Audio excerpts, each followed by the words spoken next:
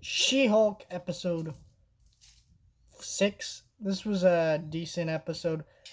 I don't know. I feel like even though this show is a sitcom like show, it still feels like not enough plot is happening in these episodes. So we get this episode where Jennifer Walters goes to a wedding, and that's the plot, and then she fights Titania and meets this guy, and that's cool. And it's like I don't know. I like that Titania and her are enemies like in the comics, and she's a very different, interesting portrayal of that character. But I'm like, okay, but I don't get why they're rivals besides the fact that she's just a douchey person.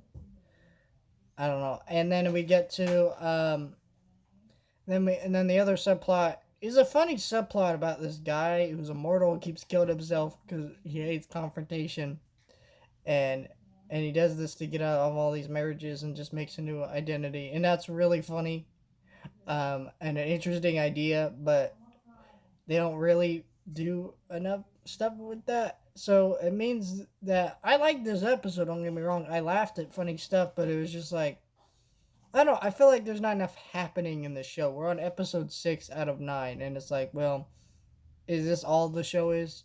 Yeah, it pretty much is. But it's also like they're hinting at stuff. Like by the end of this episode, they hint that there's like people trying to kill She-Hulk and do stuff with her. Interesting. I'm like, I don't know. It's very strange. But yeah, I like this episode.